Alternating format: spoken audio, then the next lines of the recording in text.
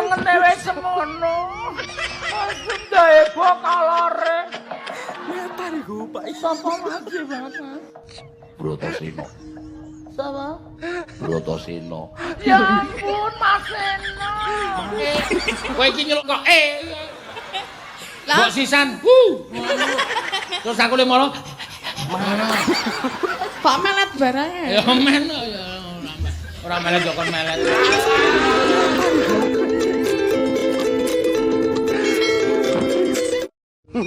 Dalang ini ora jelas kok. Jelas wae. Yuk kowe tekane jam pira? Jam 7. Karo bojomu to? Nggih. Numpak mobil to? Numpak mobil. Jujug kono to? Nggih. Wis mambu ro? Sampun. Ayo wis ngono kuwi lek Aku wis cetha kok.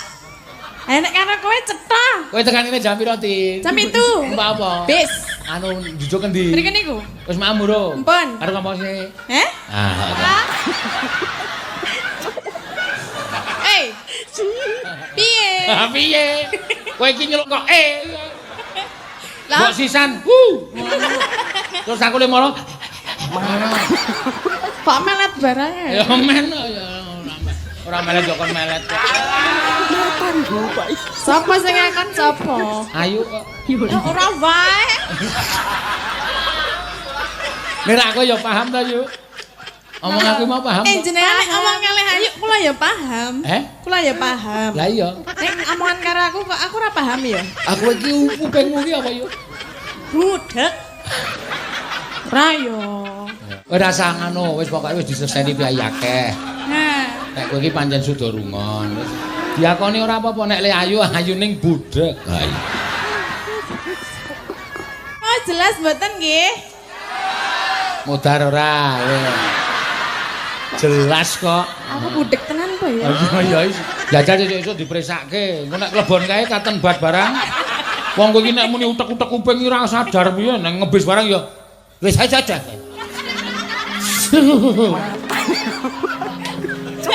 Iso nek priksa bareng le jenengan nggih. Emok aku ora budek kok. Mboten budek ning ora cetha. Sapa? Jenengan. Cetha. Ora. Wong ayu wedong. Asem gede banget ya. Aku nggak kuat. Gede tenan ya itu ya ampun ya. Lengene wis semono. Sundae bokalore. Ngetan iku, Pak. Sapa lagi, Mas? Brotosino. Sapa? Brotosino. Ya ampun, Mas Eno. Ngetan iku, Pak. Wis tau ketemu karo aku to, Mas. Ya ampun, biar ninggal KTP to, Mas. Dasmu. Aku belum tahu ketemu karo kowe. Mas Eno mau kok lupain. Mas Eno kita nengane iso gampang melupakan. Ora ket mau kok nesu wae iki ngopo ngono lho. Ben aku lagi mbur kerangan ora kebeneran aku pakai lagi.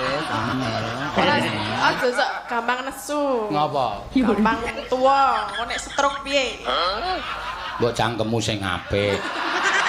Ya mula slow saja. Engko nek aku lara kowe ya bingung lek golek dit piye ayo. Ayo. Kebat ning prapatan kowe. Ya aja. Dina minggu karo nggawa becek kae. Ya aja jenengan sehat selalu. Ah, ngundungake Lah, ngono kok. maksudku mbok aja nesu wae ngono lho. Tergantung pikiran, nek pikiran semelek ya ora nesu. Ya pikirane tinggal ngomah sik mau. Iki kok kewanen to suwe-suwe. Lah ya maksudnya pikiran sing marai mangkel iki rasah dipikir ngono lho. Bener kudune wong nyambut gawe profesional. Wis tak gawe seneng, Tin. Yo. Wah, apik tenan. Butuh ta? Ora tak butuhke. Niatku urip iki menyambut gawe wis ngono wae. Goleke sandang anak bojo wis rampung. Kok aku ora percaya ya?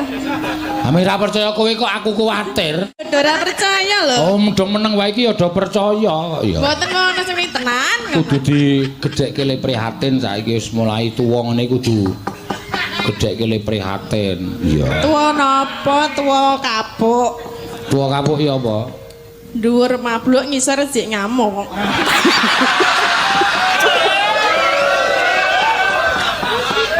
Ora wae ya lambemu iki.